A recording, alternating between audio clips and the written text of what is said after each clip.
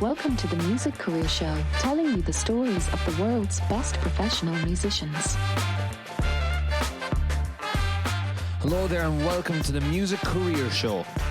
My name is Barry and every week I'll be speaking with incredible musicians from all over the world about how they've honed their craft and made a career out of doing what they love the most. If you're a new listener, then while you still have your device in your hand, please take a second to subscribe and tell your friends all about Hello the there and Music welcome Career back Show. to the Music Career Show. Today's guest is a traditional Irish musician all the way from Kilfenora in County Clare. She has toured the world with Riverdance and she even once played a gig for Steven Spielberg, as well as her uncle owning Father Ted's house. So, this is the lovely Tara Howley. Hello, Tara. How are you getting on? Are you well? I am very well, thank you. How are you? I never actually asked you how you were in all those times. Sure, Jez. Look, you know yourself. How would you be well?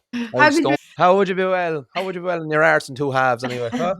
Old stones in me shoes, tisses in the garden, all sorts of shit. Rain and wet and mucky You'll old have walk. that. She'd have that for sure anyway. Anyway, we started off the last recording by speaking about, I can't remember how we actually got onto the topic, but we're going to manufacture the topic now that your uncle owns Father Ted's house. Mhm. What's the story there? Explain that to us again now, or for the first time.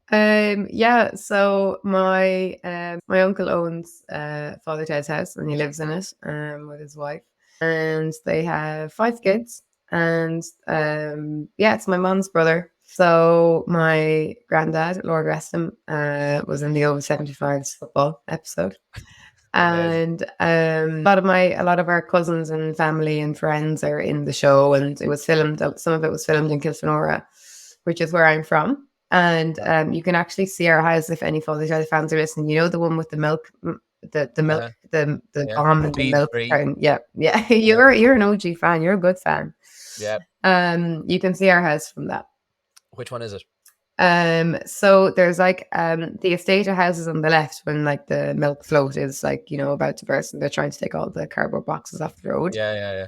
We're like down, I can't explain it now, but like there's like a green hedge and that's our house.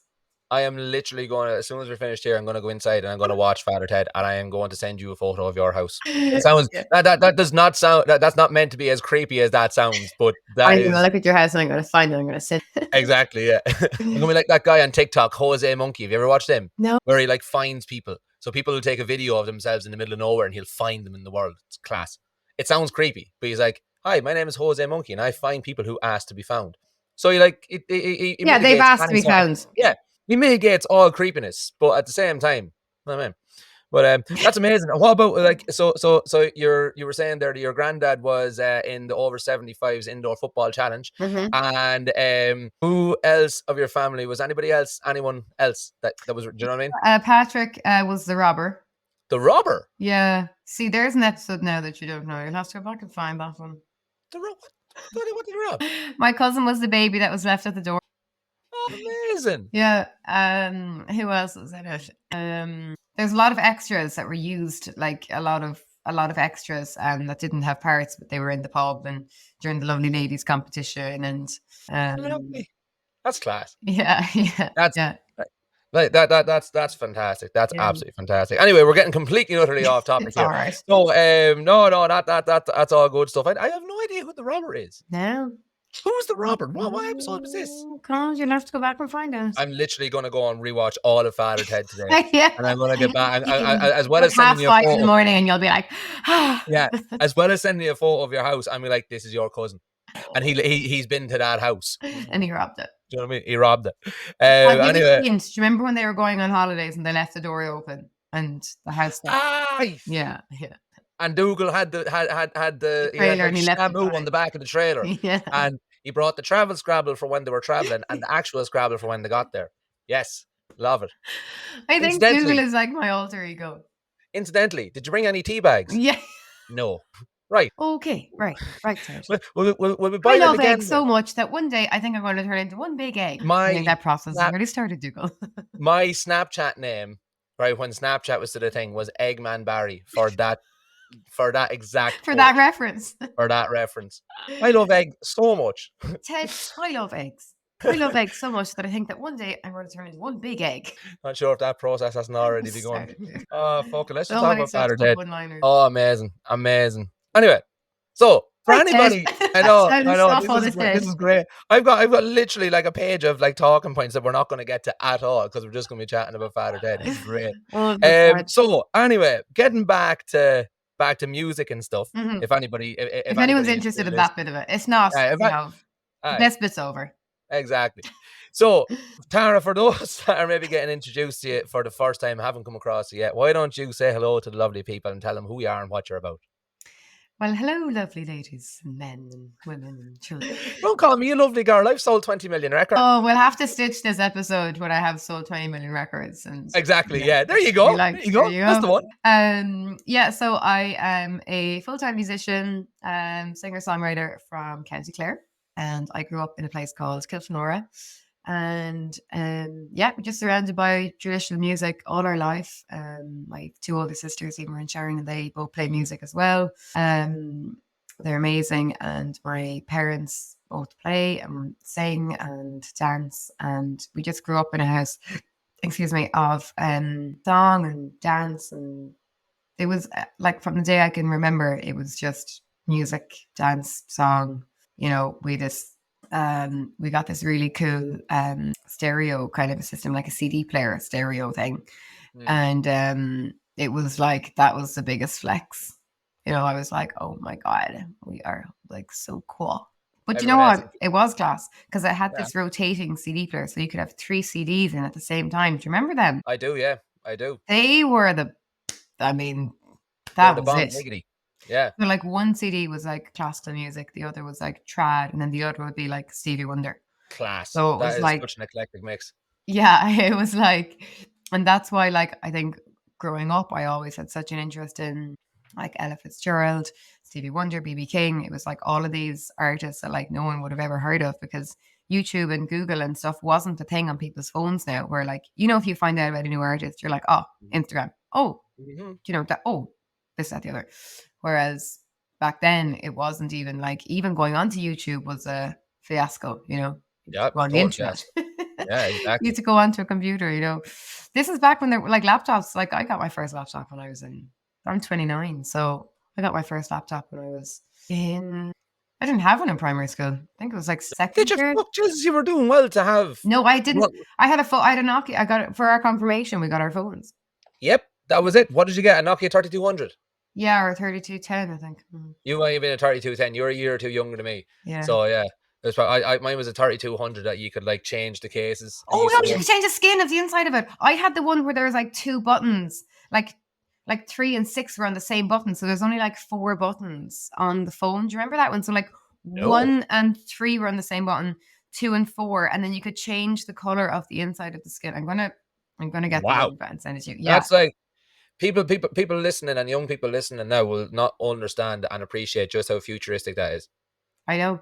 Do you know what? To be fair, if the iPhones came with an interchangeable skin that you could actually buy different, not just a phone case now. I mean, like, they were so cool, and the battery life lasted for about like a month. It's still on. Oh yeah, 100%. I guarantee if I was to still find my old phone, there'd still be a bit of charge in it. Bit of charge. Do you hear me? I'm sounding like my granny. Is there any charge in that phone? Is there any charge in that phone? Yeah. And then the text messages, you get your tenor. A tenor would do you, like, it would be a tenor credit you get. Tenor credit, yeah, and that would get you, if you were 085, you could text each other for free. For free, yeah. And that was absolutely that was Meteor. It was Meteor. Meteor, yeah. I don't know, is Meteor still a thing anymore? I don't know if it's me. I don't know. I mean, I still call it Meteor. I think it's 3 now. I don't know what it is. Is it? Or is 3086? I don't know.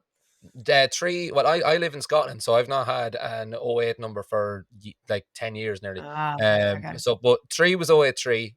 02 was 086. 086. Vodafone was 087 was Vodafone. Tesco was 089. Tesco was 089. There was an 08. 083. 083 was 3. 083 was 3. You're right. Yeah, that's how you knew it was 3, because it was 083. 3. And 085 was Meteor. 085 was Meteor, yeah. Yeah. And I don't think there was any more. 02 was 086. Yeah. 02 was 086, yeah. That's what like every parent had. Well, because that's my dad's number. Yeah, 086. Yeah. 086, yeah. And like Vodafone was kind of like, you were cool. Like, I always thought I wanted to have a cool Vodafone number. So I remember I had an 087 number because like I just thought that was cool. Yeah. I still remember my first 085 number, 085 152 5852. Still remember it. I Not a still fucking remember bother. the guy that I had the biggest. I was obsessed with him. I still know his number. I won't say it because it's actually still his number. Do No, I won't say it. Who is it? Say hello to him. it. His name is Kevin. Hi, Kev. I'm going to send him this podcast.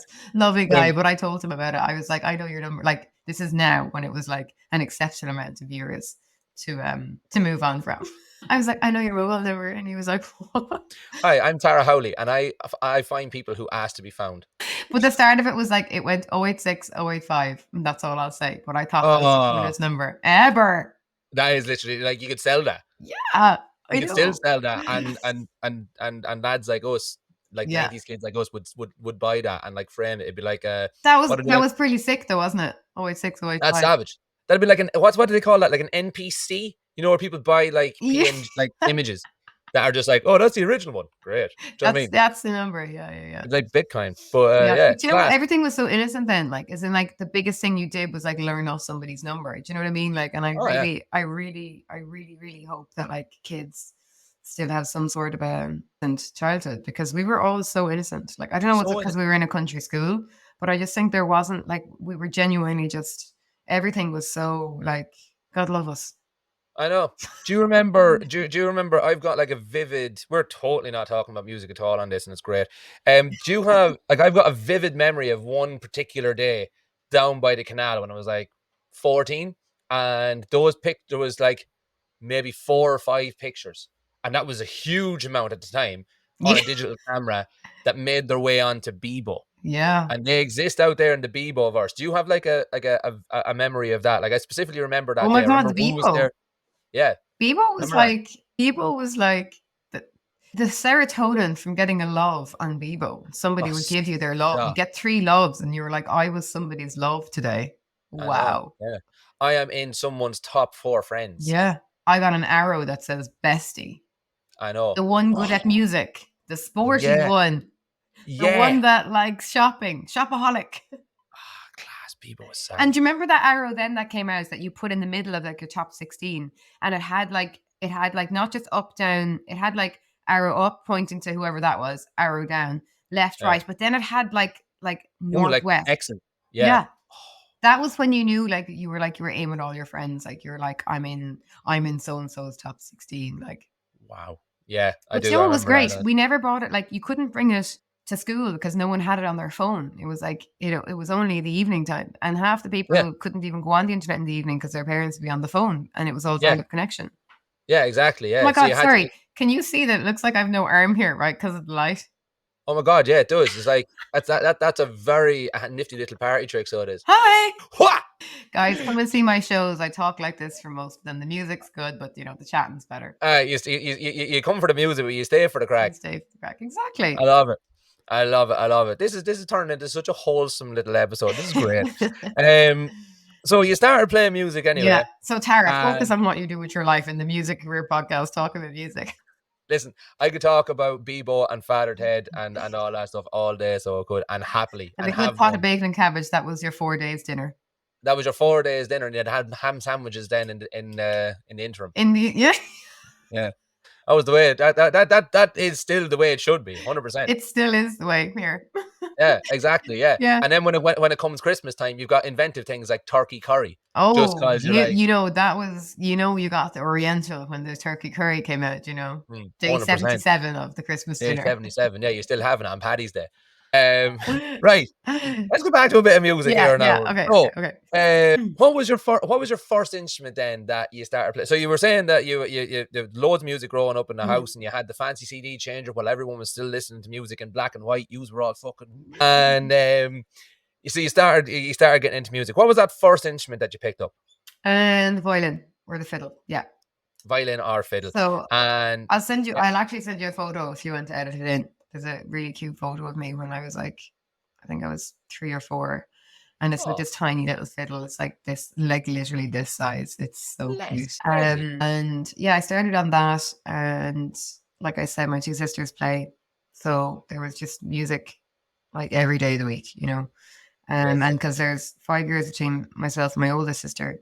So she was already playing trad and classical at that stage. So then we went to tin whistle lessons at the same time. So we were doing like classical kind of violin, trad, tin whistle, and then started on the piano doing, you know, the basic bits on the piano, classical. And then trad, I started, so I did fiddle and tin whistle for about till I was maybe 6. And then when I was 7, I started the concertina. No, I think I was maybe 6. No, I was 7, I think. No, I was 6. I was 6. I was definitely 6. I was in seniors. Jesus. Started the concertina. And then I was 8 when I won my first All-Ireland under 15. Wow. Yeah. Well under 15. Yeah, very much large amount under 15. Yeah. So Jesus. it was with a group of Kyoles, so there was 20 of us. So for, you know, the Slack Kyoles, Yeah. for anyone not familiar with them, it's like a big competition. You've got your regional, provincial, and then the All-Ireland. But we were in a group of Kyoles, and it was the Burren group of Kyoles, and I was 8, and I was playing the concertina, the mouth organ, and the drum, well, the clog. So the clog on the Cayley drum set is like this little wooden, let me see if I have anything the size of it here. It's like a little bit bigger than this, right? All right. A wooden clog. And there's just like a little attachment like that, and the clog sits onto it. So I had a music stand, right? So this is the truth, right? There's a music stand brought up on the stage. The clog was attached to the music stand. And for the second part of these tunes, I was playing the clog. Drumsticks down, playing the harmonica, playing the concertina. It's great crack. Jesus Christ, fair play to you. I've never heard of the clog. That's a new one on me now. Yeah, so I mean, it's part of you'll hear it in Cayley band drumming a lot. There's the snare drum, so what Cayley drums, because I'm a drummer as well. I'm a kit drummer, but I also play Cayley drums. So the Cayley drums basically is just your bass drum, your snare, and then a clog. Right. And then some Cayley bands then will have like a hi-hat just to have some, you know, beat or whatever. And a pedal. Pretty good. So how many instruments do you play then? 14. Right, go on. Let's have them. Fiddle, concertina, mouth organ, drums, piano, pipes, flute, tin whistle, viola, banjo, mandolin, saxophone. What else do I play? Guitar, yeah. Guitar, not bass, no. Guitar, and what else do I play? What did I just do in the track? Ukulele. There you go. 14. Fantastic. And you don't play bass? No, I know. Disappointing. You're missing out on like, it's just one string at a time. Just save. Just I know. There you go. I've now bestowed upon you a rise or bass player. Triangle. Spoons, why not? The bones. Yeah. Spoons, the bones, the whole lot. Yeah. This is the bottom. What? This is the bottom. Do you play tenor or 5-string or plectrum banjo? Just a tenor banjo, yeah. Just a tenor banjo, grand. It's the same as the mandolin, yeah. I always claim to be a mandolin player when in fact I just play guitar, and from playing guitar you can play a million different other things. So I'm just like, look at me, I'm great. I tried to play the 5-string banjo, and it was too much to get my head around because I still struggle to remember the names of the fucking strings on a ukulele. Never mind that. And so I was just like, no, I'll just stick to the 4-string. I can do that. But that's great. So did you get lessons in all of these, or did you just pick up? Like how does for someone out there asking, wanting to know, how does one person learn 14 instruments? So I got lessons on the fiddle and the concertina, the pipes, tin whistle, flute. What else did I get lessons on? Piano. Did I say piano? Yeah. And then the banjo, mandolin, same fingers and the same notes as the fiddle, same strings. So I just taught myself that. Didn't go to lessons on it, but excuse me. I don't know if I'm allowed to say it or not, but I actually just played banjo on a new track for the two Johnnies. Stay tuned. Did you? Yeah. I don't know if I'm allowed to say that, but I didn't say what track it was. You know, allegedly. Well, you ever see that stuff in the Graham Norton show, and they're like, allegedly.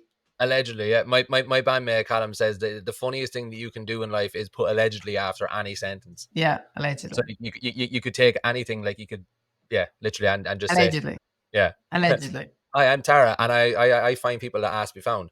Allegedly. Hi, I'm Tara. I'm funny. Allegedly. You could knock savage crack out of that. Yeah. You could absolutely knock savage crack out of that. But yeah, so the rest of the instruments then, saxophone. It was only a couple of years ago I really kind of took that up. Same with electric guitar. Guitar, taught myself. Adon Coyne has a great course as well, so plug that for him. It's a great dadgad course on trad guitar. Oh yeah. And what else? Viola, yeah, similar to the fiddle. It's just the strings are different, but the Basin's probably a bit off. Yeah. And yeah, I mean, look, I was, as I said, I was definitely privileged. We were, and I don't want this to come across as like everyone needs to, do all this. Like, we were in a position where our parents could afford musical instruments and afford lessons. And that is something that I'm very grateful for. And I'm also very aware that not every family is in that position.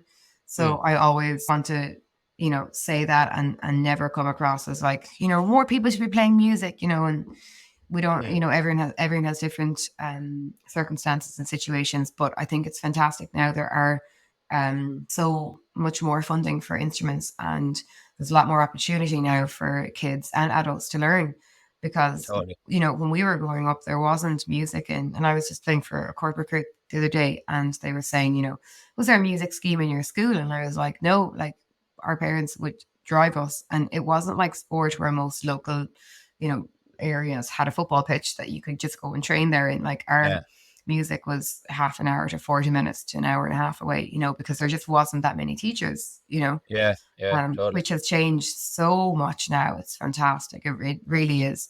And there's a lot more funding, and people can rent out instruments, and because instruments aren't cheap, they're not. No, they're not. And lessons aren't cheap, and diesel isn't cheap, like everything is, it's not just the lessons, it's the driving to the lessons, it's the waiting. And Dad was employed, and he had his own business, so he was able to close up whenever he wanted, essentially, and was able to if something came up, and we had a B&B at home, so Mom had the B&B, so we were definitely lucky that they kind of focused everything around us, and everything they did was essentially for us. And that's something that I just hope that I can hopefully give back, and fly out to the Bahamas for a nice little holiday for themselves. So thank you. You will.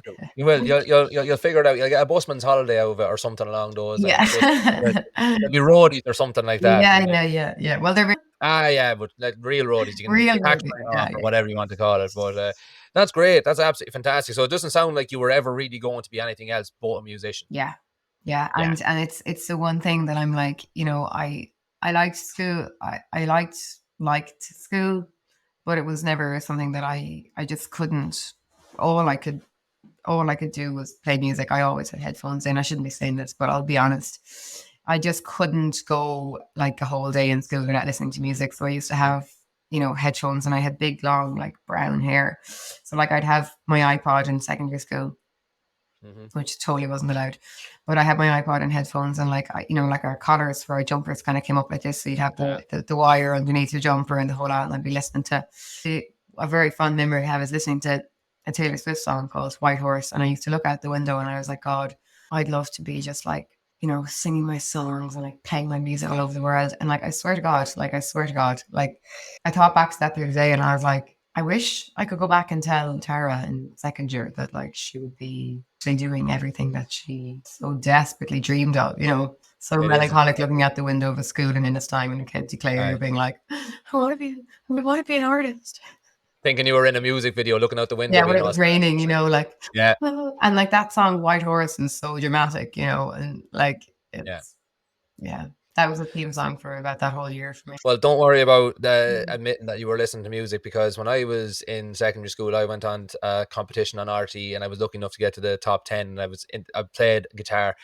It was called the guitar, something like that. And it was a competition to find, I don't know, the best underage guitar player in Ireland. Right. Yeah, no, I got to the top 10. I was actually only thinking about this morning. I don't know what brought it up, but anyway, so I did. But they interviewed you. And the prize was a Rory Gallagher Fender Strat back when that was brand new. So this is 15 years ago. And they interviewed you, and they were like, so what does music mean to you? And or something like that. And I was like, oh, music's everything. Like, I play music all day. I listen to music all day. I don't even do my homework or nothing. I just come home and I play guitar. And then when I went into school then the next day, and they're like, so all you're missing homework.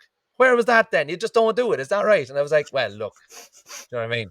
I was trying to. Okay. I was trying to win a Fender Strat, exactly. I was like, everyone knew that I had no interest in being in school. Do you know what I mean? Yeah. Did you? And then the whole way through my life, I tried to be a real person and get like do real jobs and stuff like that. But I was just useless at everything. Did you try and do like real jobs? I whenever I speak about this, I always feel like I'm coming across being very condescending to the people that have those real jobs. No. I'm really not meaning it. No, and I totally understand what you mean, because you're saying that because as an artist that idea just is it's so far removed from what we do and what we're the best at, Mm-hmm. And there's some like I knew, so I did my leaving cert and didn't get primary teaching, so I repeated, and because I just thought that primary teaching was what I had to do, because you're a musician and you do primary teaching, you've got the summers off and it's a pensionable job and you have your job and blah, blah, blah. But like I deep down I had absolutely zero interest in it, and I mean that. Like I love teaching. Now don't get me wrong, I love teaching, but I love music.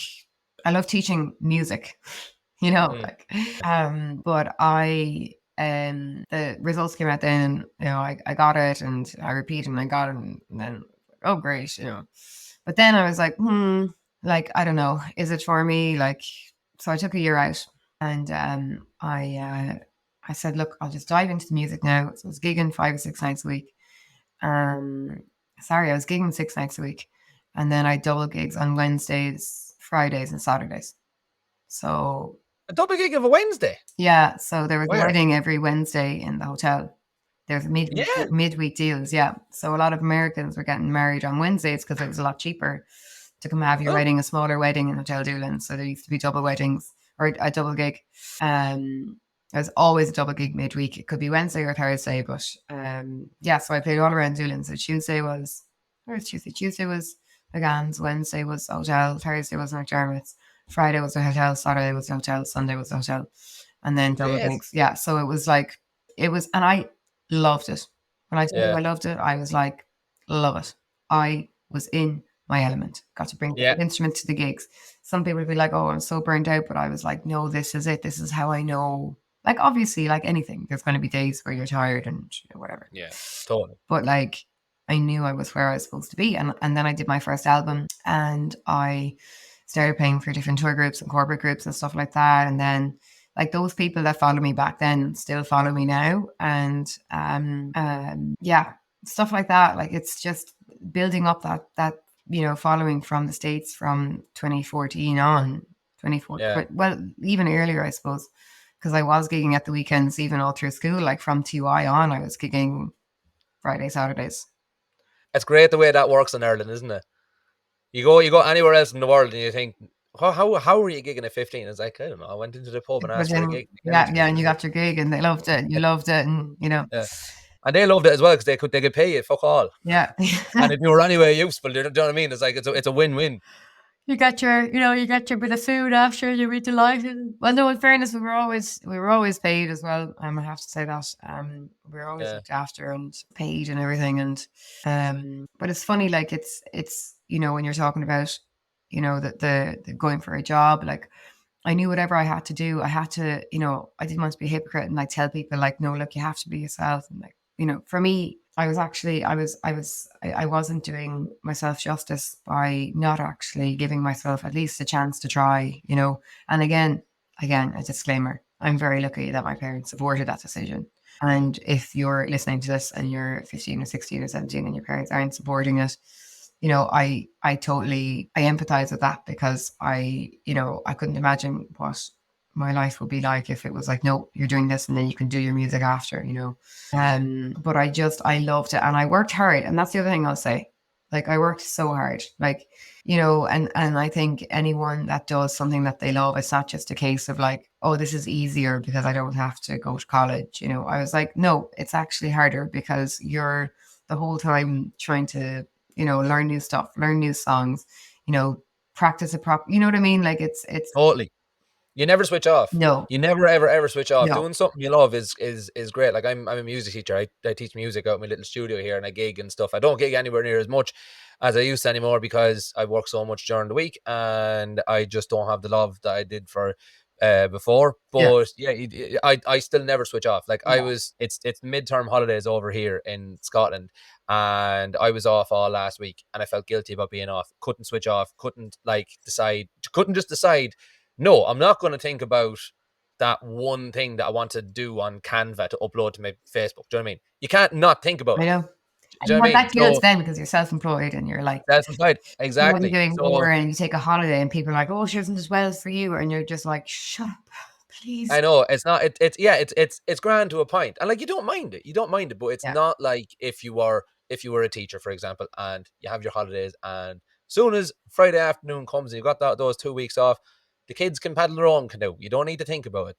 It's not like that when you're self-employed. And that was a really good point. Same with creating content as well. You know, it's like it's very you know, people see a video that took 15 seconds, but like for that 15 seconds, you know, sometimes the video might only take you 10 minutes, but like you have to upload it at the right time. And like, I'm not going to be one of these people. I feel like this is going to be a video that'll be stitched on TikTok and it'll be like, oh my God, the poor girl, she spent time editing her video and, you know, I'm here working 7 jobs. And then you're like, you know, but all I'm saying is that it's time consuming. And any musician and artist that has their social media, that's our work as well. You know, like it's not just about getting likes for an ego thing. It's like, the more shares you get, the more people know your music, the more people can come to your shows, the more people can buy tickets to see you, the more people who hear your name. You know, it's a business. You know, it is a brand. You know, totally. This is something that I spoke about with towards the end of the first season of the Music Career Show. I spoke about this an awful lot with my guests. Is that the lines are so blurred in 23. I don't know when we'll be listening to this. If we're listening to this in 2023, if we're listening to it in 24, if you're listening to it in 2030, I'd love to know how the lines have blurred even more. But from when we started, when I started gigging, it was what, 2009, maybe. What year now? We'll say 2000. Say 2010. Make it nice and round, right? In 2010, all you had to do was you might take out the camcorder at a practice session once a year, and that was your promo for the following year, and that was grand. That was all he needed. You just needed a little link on YouTube to send to people, or even if going back, maybe a DVD or a CD was probably the thing, and you'd drop that in, and that was grand. Nowadays, and that was it. That was your job done. Didn't have to be great. It just needed to show that you and the boys could play, and you had to play Mr. Brightside and Sex on Fire, and that was it. That was you. You were done. Nowadays, the lines are so blurred between if you're a musician, you also have to be a content creator. You have to be your own manager. You have to be, there's so many hats that you wear that just those roles just simply didn't exist back in 2010 and have now, like right now, you're talking to me on a podcast because it's going to, this is part of your work. This is only going to help you. Do you know what I mean? Yeah. That type of thing. So you have to be ready for interviews that didn't exist 10 years ago, 5, 6, 7 years ago. It didn't really exist. And it's always so. If anyone is listening to this in 2030, send me a message and tell me just how much more the lines have. The lines are so blurred, you can't see the lines. They're gone. Yeah. What lines? What's a line? Fuck the lines. Fuck the lot of them. Fuck lines, squares, circles, triangles. The whole fucking lot. Yeah, exactly. Yeah, there'll be no podcasts anymore. It'll be all like we'll be like listening to stuff for our watch. Do you remember Spy Girls? And they used to have these watches, right? And then like the watch would like have this like holographic thing that would come up and you could like see people. I'm like, yeah. That was literally just what came to mind when you says we won't even be listening to podcasts. It'll literally just be like, oh, do you know what it'll be? Do you know what it'll be? It'll be fucking have you seen these smart glasses? Yeah. That's what it'll be. Yeah. I'll be walking around with my smart glasses and you'll be standing there in front of me, my right eye, and I'll have Google Maps on my left eye trying to find Starbucks around the corner. Yeah. Exactly what it's going to be. And Starbucks is only going to be an idea in these Google glasses. You're not even going to, like, you're just going to, I don't know where I'm going with this, but fuck it, I'm going to carry on. You're just going to have your mug and you're just going to go to like the Starbucks vendor. And it's going to be like in Grand Theft Auto where you just sort of do something and it's like, you know what I mean? Or remember those, was it Grand Theft Auto or what program was it that like he had this like waistcoat or it was like a jumper and like the jumper would open out and it would be like just food and then like it was like a suit he used to wear or something. I can't remember what it used to be, but he had like he'd put out his sleeve and then he'd press a button and then like out from the sleeve there would just be like this coffee cup, this thing and like all this stuff. Inspector Gadget. Was it Inspector Gadget? I'm not sure. I'm not too sure if it is. It sort of sounds, well, listen, if that happens, I would be the happiest person in the world. Because like think about like imagine back in like the 90s, right? Of what the world looked like according to people from what the future looked like according to people of the 90s. Hmm. Do you know what I mean? And now look at what it's like. It's not actually, like, apart from all the flying cars and fucking people going It's around not, and, like, bullshitting, it's not that far-fetched. it's not that far-fetched. Mm. Like, part of my job is me sitting in my little shed here talking to people like you on my big telly. And that's, like, I always say this. If I said that to my ma growing up, that's what I'm going to do, that's going to be part of my job, there was no way I would have been allowed to play guitar or anything, because you said there a minute ago about the 15, 16-year-old and your parents aren't really getting it right now. Think about what that was like 15 years ago when we had to try and explain this grand vision to our parents, where nowadays there's literally so many more opportunities for there's literally, if you can think of it, you can be it. Yeah. If you can, like, my wife this morning was telling me that she went down a TikTok rabbit hole of watching people fitting toupees, like, wigs. And I can guarantee you that who are doing the toupees is making a fucking fortune. Not out of toupees, but out of the millions of people that are subscribing to his OnlyFans. Yeah. Or something like that. You know what I mean? Yeah. It's mental. Absolutely mental. You mentioned there at the start that, so let's move on a bit. So you were saying that you were in your own little music video and you were looking at the window being all melancholic, listening to Taylor Swift, and you would love to go back and tell 14-year-old Tara that literally all of her dreams are going to come true. Yeah. So you went on tour. How did you end up going on tour with Riverdance? You were gigging away, you were doing 6 nights a week, and where was the transition there? So after I took the year out, I was like, you know what, I'm going to go to college now and I'm going to study music, Mm-hmm. So September came around, did the audition, I got in, and that was grand. Started off happy days. I was like, right, this is my chance now. 4 years, I'm going to do music. I'm going to be, And then I got a phone call, and I tell this story so often it feels like I've deja vu every time I tell it. But I thought it was a joke. Like I didn't know. I didn't think it was real. Like I thought it sounded really like one of the lads that I know. And I was answering it like really smart. It's like, hi, this is from Productions. And I was like, oh yeah. And it was just like, yes, yeah, we're looking for a new band for we're looking for Neil and Piper for the next upcoming UK Germany tour with Riverdance. And I was kind of like, oh yeah. Oh yeah. Trying to be all smart, because I was like, there's going to be somebody taking a video of this phone call now, and it'll be up somewhere, and they'll be all like, so as the phone call went on, it was like, oh, okay, this is actually real, and I remember I didn't really want to ask, like, how did you get, like, but anyway, I found out Cosling again was had given my number, so she had.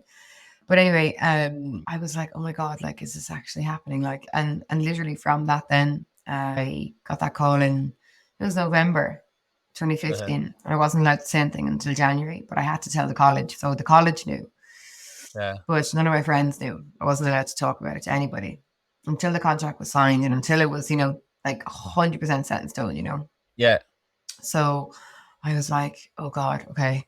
It was the hardest thing I had to keep. I mean, like, I can imagine. I was actually like, I was so elated. I was so excited. And like, I was just like, I can't believe. And then when I was allowed to tell people, it was like, oh.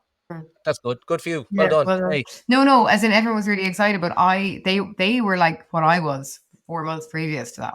Oh yeah, because you would work through it all. You're kind of like, oh yeah. Through it all, and I was just kind of focusing on learning all the music and all that. But anyway, it was amazing. I stayed with them then for 7 years. Well, 2020. Well, actually, do you know what? Pandemic happened 2020, but we were touring up until March. A week before St. Patrick's Day, we were in the States, and our last show was in Radio City Music Hall.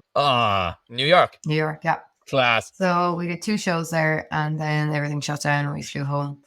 And then the next gig was August 2021. Yeah, 18 months? 18 months, yeah. But and they will stretch. Yeah, but I mean, in between that time, it was amazing. Like, we went to all over America, places. There's a really cool place in America called Wabash. Wabash. That's the noise that Chandler makes. It's Wabash. Yeah. Oh, I love Chandler. I love Friends. I'm so happy you said that. My bandmate hates Friends, and he's the same age as us. And I'm like, what is your problem? He's from Derry, and I'm like, go off. He's like, I don't get Friends. Has he seen a good episode though? Like, I don't know. See, I don't know. He's very in touch with his inner snowflake, you see. That's probably horrendously offensive, but fuck it, I've said it now. He's really in touch with that side of things, so I could totally understand. No, I don't understand, but I can kind of get my head around why he would decide he just doesn't like it. But he's also, as I said, he's from Derry. Our band is called the Derry Girls because I'm from Eden, Derry. He's from Derry, and we started off with a fella from Derry. So there's three of us. And when we started, that was when Derry Girls started. So he says, "Fuck it, we'll call ourselves the Derry Girls." And he only finished watching the third series like last week. So he's a disaster. Callum, fucking sort yourself out. Hello, Callum. I'm very in touch with my inner snowflake as well. As everybody should be. I'm sounding like a doddery old fella here now. No, no, I know. My friend, you know what? That's me in the office. I just couldn't get into the office. I've never tried. Like I've tried, and I'm just like, I'm sorry to the office fans. I feel like it's something I need to give a chance to because I haven't given it a chance. Yeah, I think he's into that actually. No, not now that I think of it. Yeah, no, I've never really tried with the office. I just need to be stimulated, and that sounds terrible. I need to watch. Well, that's the name of the episode anyway. I need to be stimulated with Tara Howley. I tell you, the episodes that I watch have to be funny. They do, of course they do. There's no point otherwise. Yeah. There's no point otherwise. Yeah, yeah.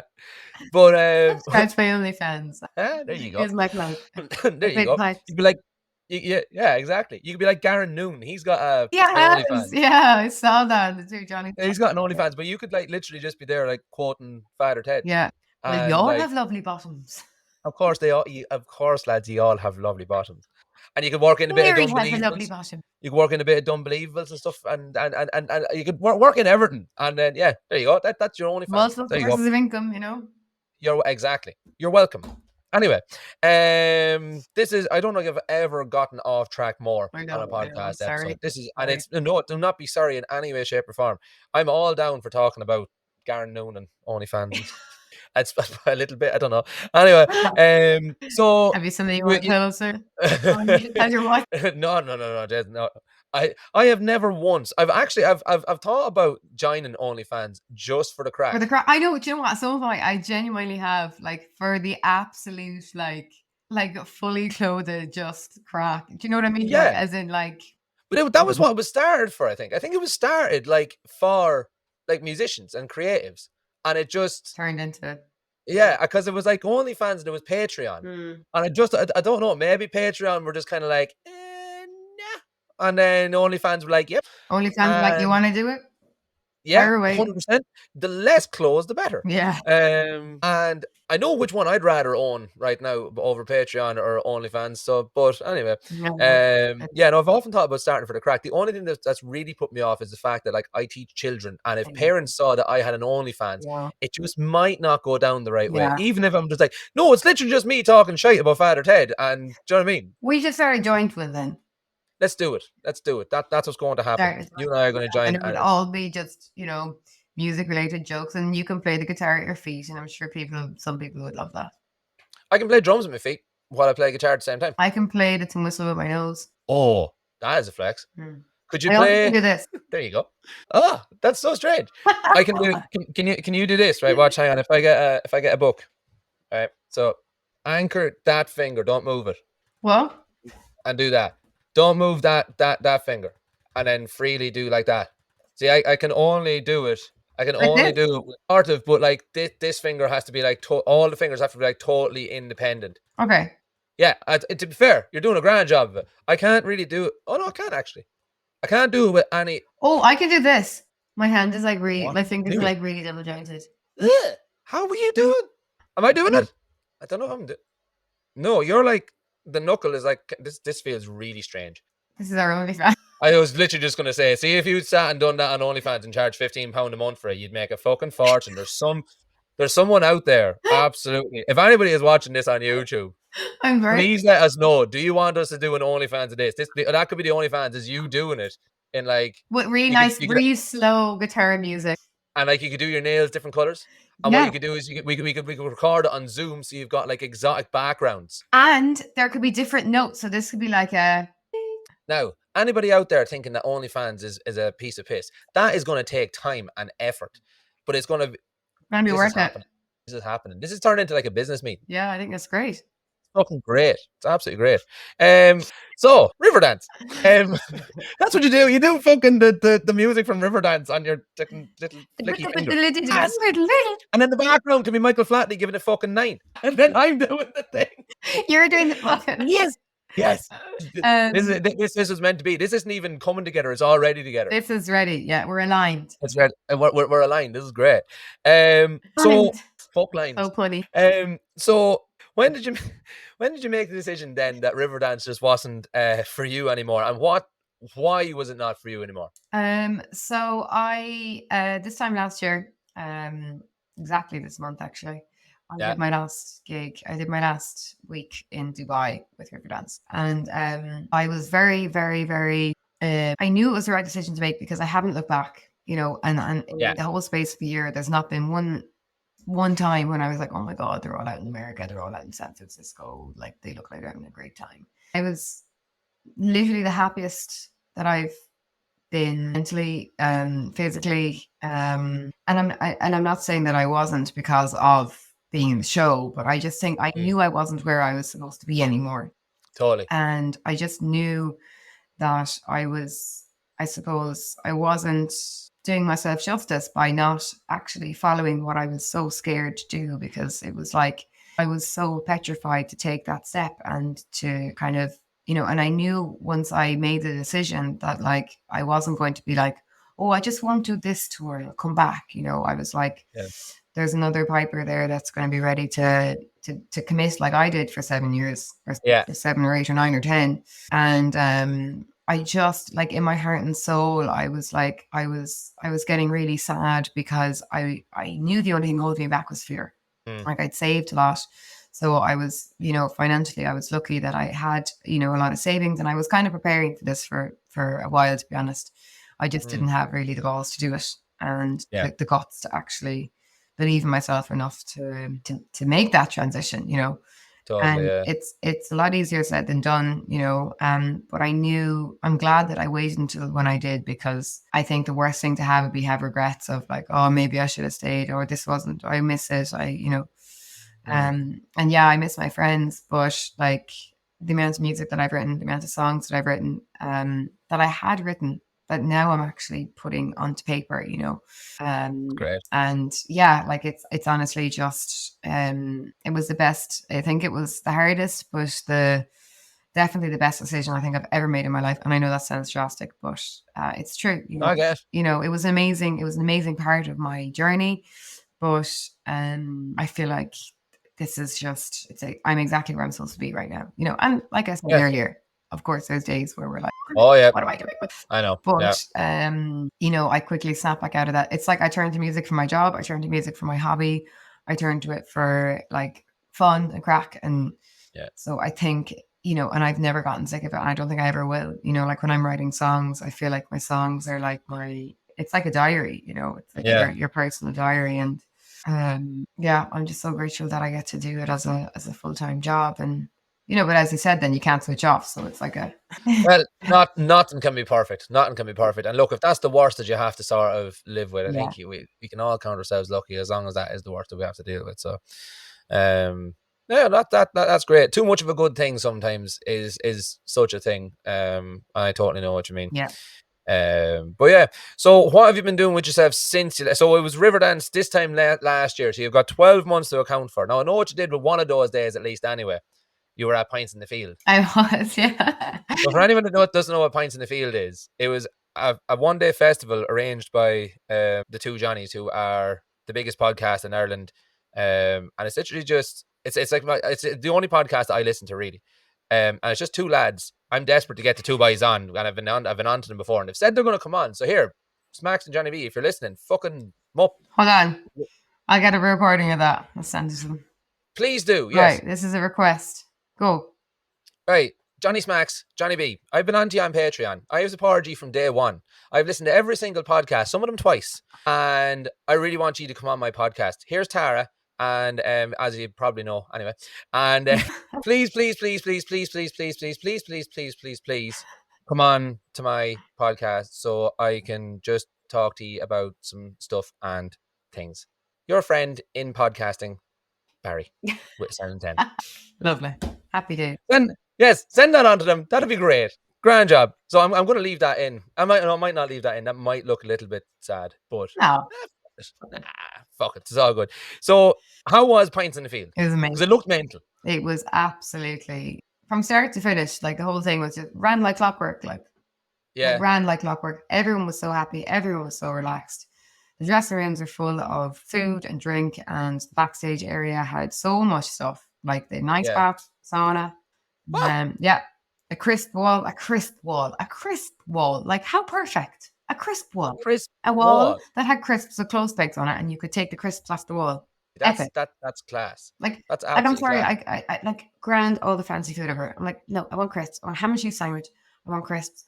I want egg mayonnaise sandwich. Delicious. Few crisps. Cup of tea. Happy days. Hard bet. Jeez, that just sounds just absolutely delightful. So that is the thing about the two Johnnies, is that for anyone that doesn't know, I really feel like I'm licking their arse here now, but they're such a unique thing, and they're such a great thing that all of the things that you thought would be class as a 12-year-old, they now do and don't really care. It's kind of like, do you remember that film Get Him to the Greek, where you stroke the furry wall? That's what that crisp wall reminds me of, because why not? Yeah. Do you know what I mean? Yeah. And yeah. So let's talk about, like, let's ask some actual real life practical questions for the aspiring musician out there. Mm-hmm. You've toured Riverdance. Mm-hmm. You've been a successful musician gigging. You've had an awful lot of success in your life, to the point where now you are actually really starting to make a name for yourself as Tara Howley, and you've got your band, and we're going to talk about that and all in a minute. Mm-hmm.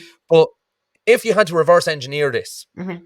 for the 15, 16-year-old sitting at home whose mom and dad don't want them to be a musician, or maybe kind of are sort of struggling a bit, could you reverse engineer and make what you've been through happen again, do you think?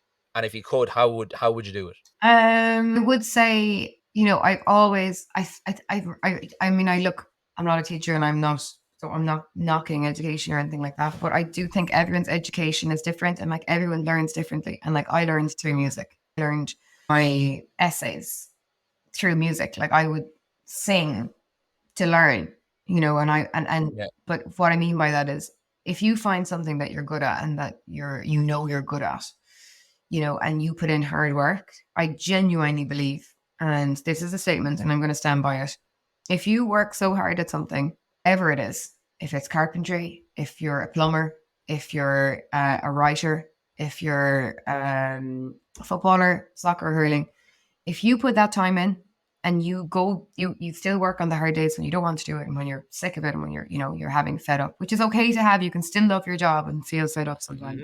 Mm-hmm. You are going to be successful. It won't happen overnight, but like, if you put in that time and that effort, and you can show your parents, if they see work ethic, like, look, the majority of parents, and hopefully all parents, want what's best for their children and want them to have a job, and they want them to be secure, and they'll do anything to help them. So, I wouldn't try to resent your parents for that. Like, you have to understand that they are brought up with beliefs that they had. I was lucky enough that my parents were quite liberal in the fact that they were, I suppose, allowing me to do that. But they saw the work that I put in that year out that I took. It wasn't a year out sat home on my phone, like playing games. Like, I was working harder than some of my friends who were in college, because I knew, I was like, this is my chance now to actually prove myself as an adult, that I can afford to, pay my, for the car, and pay for my bills, and be able to do my taxes, and, stuff like that. Like, that is instrumental in getting your feet on the ground, and, like I said, parents want what's best for their children. So I don't think it's something to be annoyed at your parents for if they don't understand.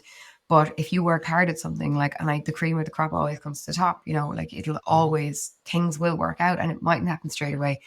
And if you have to get another job in between that to pay the bills, if your passion that you believe in so much, if that's not paying your bills, you can get another job.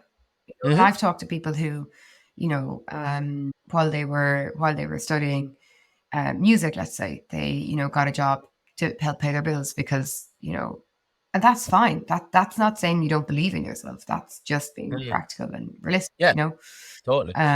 But you don't let go of that, and I never let go of, I never let go of the idea of, Riverdance came and it was a great, it was a lucky break as well, but it was a lucky break, but it was also something that I had worked for the last, and I believe the year I took out really prepared me for any sort of situation, because you're taking gigs, you're going, I was doing weddings up and down the country. I was literally Donegal to Cork weddings, gigs, corporate gigs. I was filling in. I was saying yes to everything, and I loved it. It was long days, long nights, and you're dealing with lots of different personalities. You work with a lot of different people, and you learn that some people are quite nice and some people are not quite so nice. But, I never let it change who I am, and I think that's the most important thing as well that I would say. Don't let situations change you. Yeah. Because that's when, you have to know who you are as a person. And that's something I'm grateful for. I had a good upbringing, and I know, regardless of how things may be perceived, and you don't have to be liked by everybody, but once you're a nice person and you do your job well and you're easy to get on with, I'll work with you. Yeah, there you go. We are very aligned in our thinking in that case, because I'm exactly the same. Totally exactly the same. I never had any choice in what I was going to be. I was going to be a musician, and that was it. Yeah. And even though I was told the whole way up through school, you'll need something to fall back on. That gives me.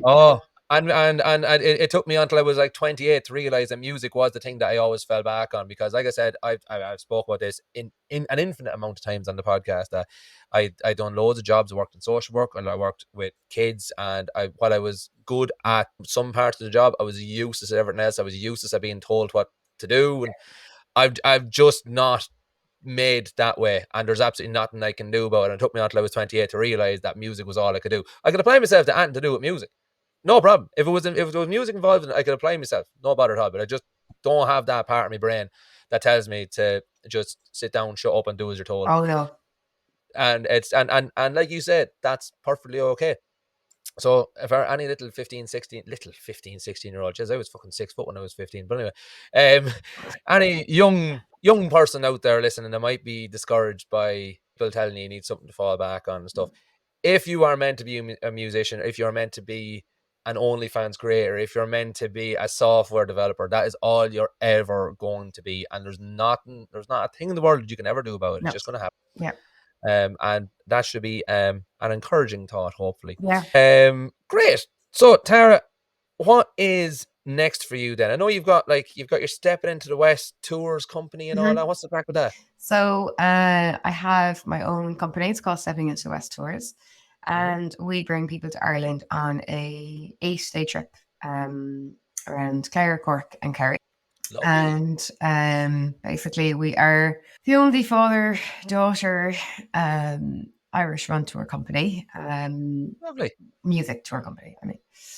And basically what we do is it's kind of like a cultural experience, and also the most rewarding thing is that we have Irish people booked into one, which was such a compliment, because I knew then that it wasn't just a case of like, oh, we're going to stop here and look at Leprechaun, Yeah, totally. Because there's a lot of Irish people that would like to tour around Clare, and they chose us to bring them around, Dad and myself, and yeah, I love it. It's a whole other. It's still part of the music. It's still about, like, to me, music is telling a story and sharing basically your personality through notes is how I explain it. So it's the same with having a tour business. Like except now you're actually telling the people with words and with scenery. But yeah, it's amazing. The people that you meet, you end up becoming really good friends with them in the 8 days. And we teach them dancing, we teach them some lilting, we teach them different instruments, and they kind of experience Ireland through Irish eyes. So and without any of the cheese, because Ireland doesn't need that. Ireland's pure and as raw and as natural and sarcastic as you can get, and we just really like to highlight that. And that was one thing that I was like, if an Irish person books in, like, I'll be flipping delighted, and I am. Yeah, good. Yeah, I love that. You've hit the nail on the head that we don't need all the cringe and all the cheese and all the manufactured plastic paddy shite, because, like, do you know what I mean? Wherever you go in the world, you'll find an Irish pub. Do you know what I mean? There's a GAA club in fucking Singapore. Yeah. We are our greatest export, as Ronnie Drew said, and we don't need to ham it up because we're class as it is. Yeah. And people like us for that, you know what I mean? Exactly. But then, of course, there's stereotypes. It's like, going to Texas and thinking everybody, speaks like a cow. Like that is a big part of their culture. And that, It exists, yeah.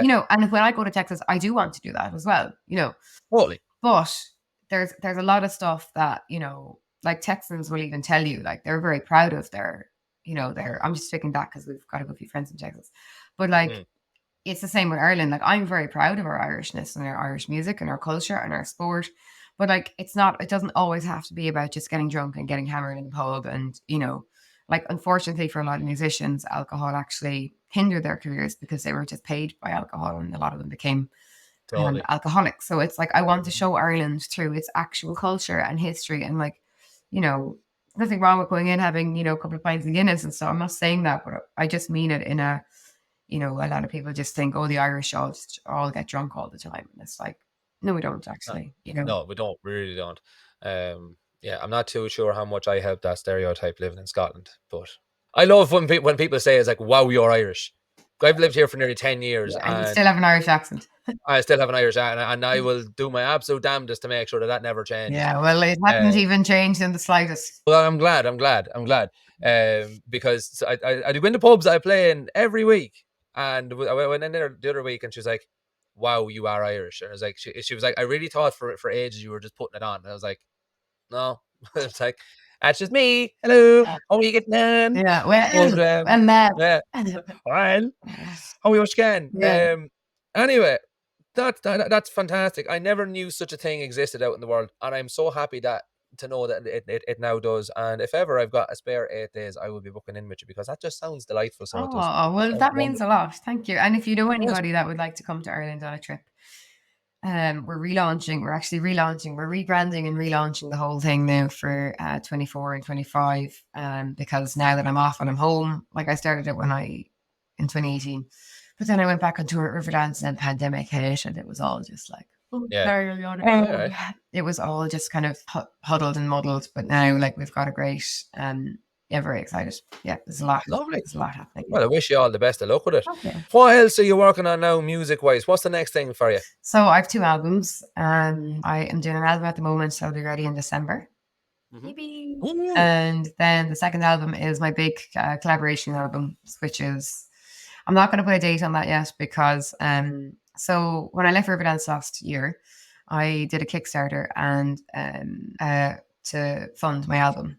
And the response I got from that was just honestly very, like, I was very apprehensive, and I know that an Irish thing, but like, I feel like if you do something for charity in Ireland, everyone will be really happy to donate even what they don't have. And I was very anxious to promote this Kickstarter, because I knew my American and Canadian followers, they don't see it as, like, I feel like Irish people saw it as, so what, we're just giving you money to make a CD. And I'm like, no, you're getting something back from it. So if you pledge €10, like, you're going to get a digital download of that for free. Well, for free. Yep. You're paying for it. You're pre-buying something. You're pre-buying the album. And then I remember I was in Dubai when I launched it, and I was just about to go on stage because of the time difference. I wanted to have it up in the evening time. And I remember I put it up, and I actually probably shouldn't. I'll tell you this story offline. But okay. But anyway, no, I'll tell you the good part of the story. You're like, saucy. No, but I was very lucky to have very, supportive people who were really encouraging, and I feel like if there's anybody that isn't very supportive, you literally just have to get rid of them out of your life, because if they don't understand what you're doing and they don't support you, they're not really your friends. They're not your people. No. And I was very lucky. I was so blessed that my friends and family and people supported it. And look, I know people obviously had their own opinions on it, and that's fine. That's their business. Mm-hmm. But I would always recommend people, if they want to do a Kickstarter, like, put yourself out there, and the people that want to pre-buy your album will buy it, and it's not that big in Ireland. I feel like it's not like a GoFundMe where they're just giving money and they're like, well, what are you going to spend it on? I'm like, well, literally the cost of the album is so much more than, I think what people don't understand is, like, there's so much involved. And the album I want to do is so I have 2. So I went over my target. So I'm lucky enough to be able to pay for 2 albums out of that. So the first album is mainly kind of trad based. Dad's singing a couple of songs on it. I'm playing lots of instruments, and then the collaboration album that'll be launched next year is like class. So every track bar 2 has somebody on it, and some of the guests are pretty cool. I'm not allowed to talk about 2 of them, but I'm like, do both of them have the same first name? No, I'm joking. I'm going to sound like an absolute fucking weirdo fanboy. No, I'll tell you before once I'm allowed to say it. Okay. Just for the publicity and stuff like that. It's just going to be totally be something exciting. I am one of those things like, hey guys, exciting news coming, and you're like, that is fucking well. That's class. I've yet to come to a point in my life where I'm not allowed to talk about something. Because and that's like on my bucket list. I want to be involved in something that's like, it's like top secret. You have to like sign an NDA or like you can lose everything. Yeah. You know what I mean? That's what I want. Or NDAs are kind of scary though, because I can imagine. I did a gig once and it was like, I was like, oh my God, this will be so good, like so much good for my career. And it was like NDA, and I was like, no. So I was like, so I can never talk about it, like ever. Like, what about 50 years? And they were like, they didn't see the humor in my email. No, no. Translate. No. Our crack very seldom does. Tommy Tiernan put it the best I've ever heard is like, if you were up in heaven before you were born and you were given a menu of like where you want to be from in the world and you wanted the least amount of effort with the most amount of crack, do you know what I mean? You'd choose Ireland or Mexico, and so that lives in my head, and I hear it from Tommy's mouth on a daily basis in my head. And I just thank me lucky stars, you know what I mean? But yeah, we don't translate that well. We export very well. Oh, we're brilliant. Yeah. Not brilliant. Great crack. Brilliant. But just brilliant. Yeah. Brilliant. Million, not a million. That was a brilliant show that was on there now. Brilliant. That has 1 million hits on YouTube. On the YouTubes. Oh, Jesus. Tara, I could sit here and talk to you forevermore, but neither of us have time to do that and all that jazz. So what we'll do is let's head into a quick fire round. Okay. As I said at the start, this is not going to be very, very fucking quick. Go. But we're going to do our best. I'm going to limit it to 3 questions, and because we've covered so much crack already. So these are just fun questions, just for the crack, and then we'll finish up. Okay, go. What is one skill you wish you had? I could fly. You could fly. Why? Where are you going to? I just think it'd be really cool if you want to go into like Ennis Diamond to get milk, if you just fly there. You can tell you live in the middle of fucking nowhere. See, I've got a shop across the road. I've got a Co.op and a Marks and Spencer's. No. 20 steps away. Well, no, I can't get milk up the village. Milk was a bad thing to say, but like you could get like... Milk was a bad choice. Yeah, milk was a bad choice. But like if you wanted to get like a roll. Yeah. Okay, fair enough. Totally get you. What is your favourite app on your phone? The Canva app. Oh, do you use the app? I can't get my head. I was only trying to do something on Canva. I've done all my posters. On your phone? Promo, everything on my phone. Oh, well done. Yeah. Jesus. You should go on Fiverr and rent out that service. I'll do everything on my phone. You make a fortune. Yeah. Remember mine OnlyFans? Yeah. Well, you could do it on top of OnlyFans. Do you know what I mean? Yeah. That's how you promote your OnlyFans, by doing posters. OnlyFans love the on top. You can't. No. No, you. Right, and finally, this is my favorite. I know I'm living that. It's fucking live it off. That is literally going to be Start the name mixer. of it. Thumbnail. No, it's definitely. It's like the OnlyFans loves it on top with Tara Howley. No, please, no. No, not at all. Right, and then one last question: what is your dog's name? Saoirse. Saoirse, of course it is. Tell us about Saoirse. My baby girl, baby Saoirse. So Saoirse is a Bernese mountain dog from Carlow. Okay, from Carlow. Yeah, and she has loved my life, and I love her so much. And you can follow me if you want, but like I'm not nearly as cool as my dog, and she has an Instagram page, and she just deserves all the follows. So I probably should be promoting myself and selling myself, but I'm like, but my dog. If you want to support me, follow my dog, because that will bring me more joy than you following me, honestly. Well, Saoirse could start. I'm not going to say an OnlyFans because it's a bit strange, but like some sort of like paywall, create a Patreon. Yeah, a Patreon. Oh, did we just become best friends? It was like our brains were like, yeah. Do you want to come to my garden and play karate? Yeah. Yeah. Awesome, Wow. I'll bring snacks. Yes. That you're going to pay for out of the Patreon. Out of Saoirse's Patreon. So much like that's like those, you see those memes where it's like it's Vince McMahon and he's like, oh, and in his face every picture's like, oh. That's what that was. Oh, fabulous. Tara, you're an absolute star and a delight.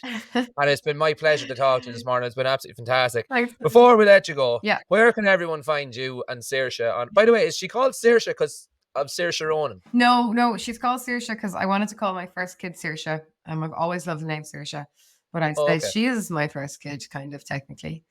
Well, then there you go. So she's my first baby. Yeah, there you go. That's the one. I think Saoirse Ronan's from Carlow, isn't she? Is she? It maybe not. I always had it in my head. Huh? Is she Wicklow? Well, you seem to know better. You probably know her. So Don't know her, no. Not yet. Not yet. Okay. Well, Saoirse, if you're listening, I'm sorry. There if I know her or not, if where she's from. I don't know him either. Well, I thought you said Paul Mescal there. I was like, no, he's nothing to do with music, but I'd love to chat to him. I know. But he's like a funny guy. Yeah. Anyway, yes, Tara, where can we find you and Saoirse? So my Instagram is Tara Howley Music. My Facebook is also Tara Howley Music. My YouTube is Tara Howley, and Saoirse's Instagram is Saoirse_the_Bernice. I'm gonna go and follow Saoirse, and everyone else should do the same. That was the Music Career Show. Thank you for listening. Don't forget to subscribe, leave a review, and tell your friends about the Music Career Show.